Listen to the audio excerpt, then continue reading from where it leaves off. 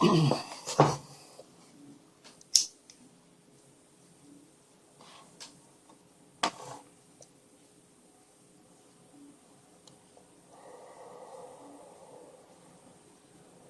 y'all doing? Jason from Kushington Farms. Doing a little bit of news today again. It's Wednesday, October 16th. Saw some news today from Legalized Today, Dutch Passion, actually. Basically, it says October 11th, 2013. A proposal was submitted to the California Attorney General to legalize the controlling and regulating the cultivation, processing, and distribution of marijuana for dietary, medical, and adult social consumption in the state of California. The full proposal is on the website here. The initiative is aiming for a general election ballot in 2014. Most opinion polls show Californians will be in favor of the legalization of pot for social use. It has been widely prescribed by doctors in medical use since 1996, though recreationally use currently remains illegal. Californian doctors are some of the most experienced medical professionals regarding the medicinal uses of cannabis, and it is used as a successful alternative to many traditional prescription drugs, so the acceptance of recreational cannabis is likely to be accepted if and when it reaches public vote. The move will also spare thousands of otherwise law-abiding citizens from criminal records which would damage future employment and educational prospects. The police will also be big winners on the move. They will be allowed to spend more time on real criminals. Soon, California will join Washington and Colorado as a state where it is completely legal to enjoy pot recreationally. So, I wish them good luck to that. We have another really good news story from the Republic out of Columbus, Indiana. But it says, Judge overturns Maricopa County zoning law on medical marijuana dispensaries. And this is out of Phoenix, Arizona. October 15th is when this was. Phoenix judge overturned the Maricopa County zoning ordinance for medical marijuana dispensaries, ruling that the ordinance appeared to be a transparent attempt to keep the business out of unincorporated areas of the county. Superior Court Judge Michael Gordon on Monday granted a pretrial verdict in favor of White Mountain Health Center, which plans a dispensary for Sun City, and rejected a similar request on behalf of the county. Gordon says the ordinance was written so dispensaries would be allowed because marijuana remains illegal under federal law. He also noted there is no available property in Sun City with the zoning category required by the county. The county has zoning powers to protect public health, safety, and welfare, but it's not permitted under the medical marijuana law to use those powers to categorically prohibit dispensaries, Gordon said. Unlike an earlier version of the zoning ordinance, the current version adopted in 2011 suggests a transparent attempt to prevent the implementation of the Arizona Medical Marijuana Act, Gordon wrote. Gordon ruled in favor of White Mountain Health Center, but told both sides he will listen to further arguments of practical effects of his ruling Monday. County Attorney Bill Montgomery said Tuesday the ruling will be appealed, but it's premature to discuss the details because parts of the case were pending. However, Montgomery said that the part of Gordon's ruling saying the ordinance appeared to be intended to prevent implementation of the medical marijuana law assumes too much. Yeah, of course it does. The case started over a dispute over whether Maricopa County had to approve zoning for a dispensary in Sun City. It grew to include a larger legal question of whether federal drug laws preempt Arizona's medical marijuana law. Gordon last December upheld the constitutionality of the state's medical marijuana law and ruled that the federal drug laws don't stand in the way of public officials implementing it. So that's another win. So that's kind of good news. The constant battle between Arizona and the state senators and state politicians, they seem to be losing every time they try and block it, and California is looking to go full out legal. So that's some good news. We're real happy about that.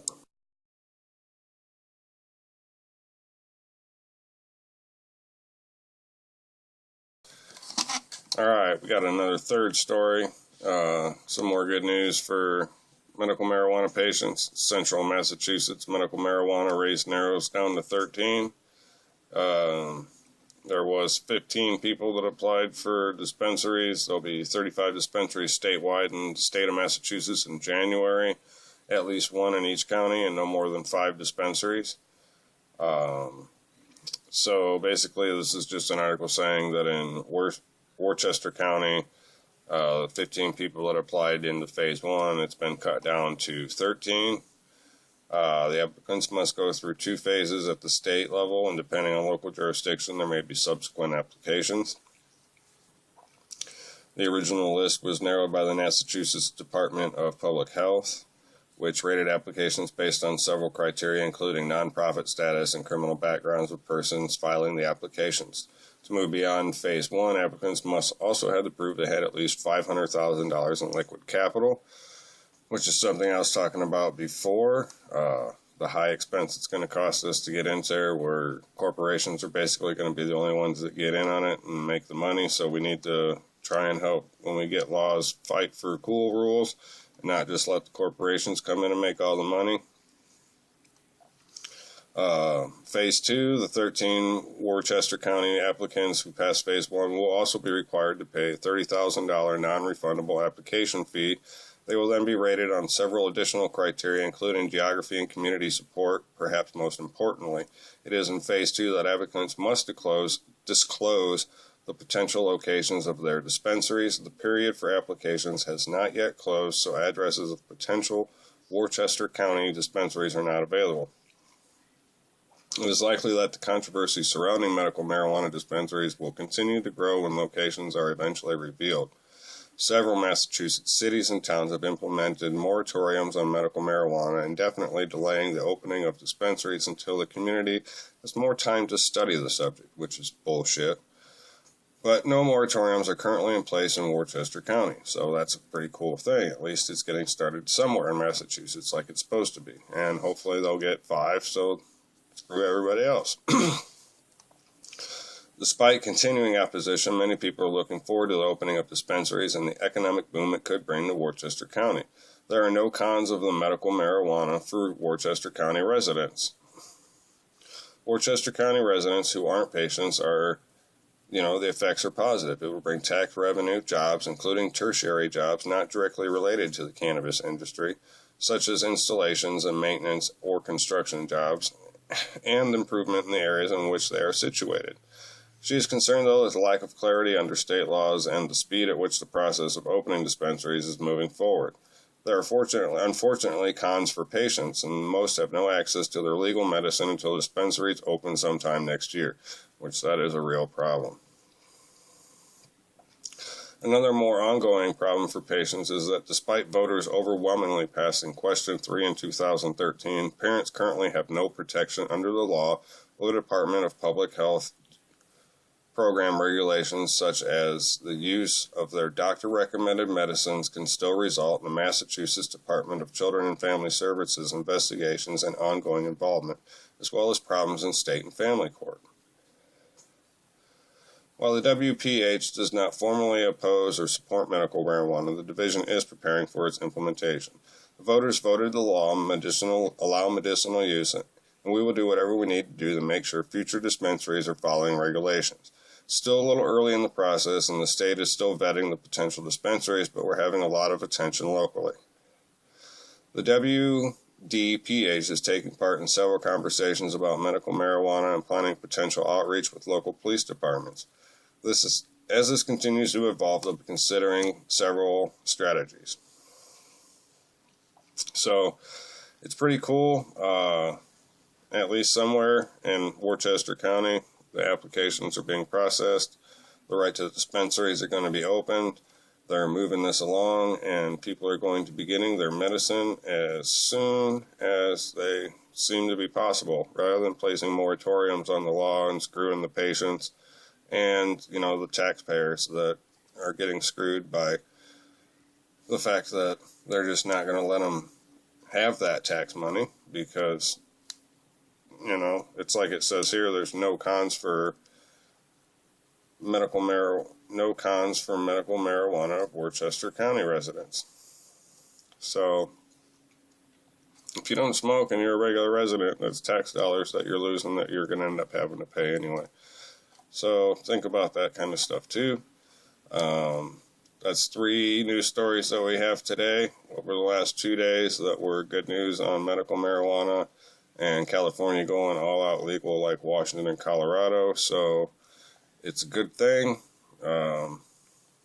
It's just little bright spots. They're small little battles that we're winning. The war is nowhere near over, but it's nice to sit back and take a toke off a bowl for a couple of victories.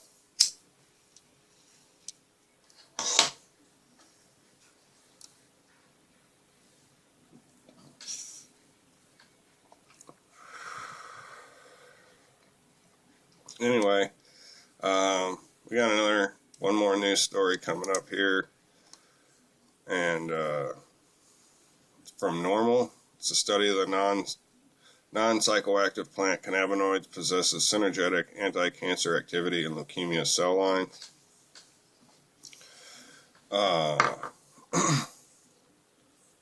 Basically, it's saying that they use cannabinoids and ran a study with cancerous cells, lung carcinoma, lymphoma, breast carcinoma, cancerous cells, and the cannabinoids have been consistently shown to be potent anti-cancer inhibitors in preclinical models, halting the proliferation of cancer cells, prostate cancer cells, breast carcinoma, lung carcinoma, and lymphoma, among other cancer cell lines.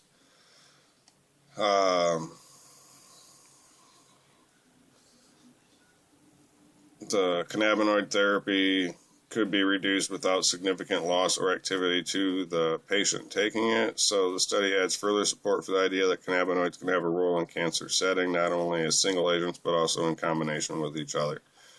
So it's a pretty good story. It's a University of London assessed anti-cancer potential of 3 non-psychoactive cannabinoids. So it's the non-psychoactive effects that they were studying and what they had on other cancer cells. So basically it's a cannabinoid thing. It's not a THC study, but it's more good news. It's just kind of another study from Normal. The link's up there right now as I'm talking about it. It's just a little blog thing, but it's kind of a cool little article. I thought I'd put that out there since we're always looking for more and more studies on the uses of cannabinoids, not just the THC, but the cannabinoids of cannabis, because that's the one main thing that's really going to get this thing going, is not just the THC and the fact that hippies want to get high, but the cannabinoids and their value that's within the plant also.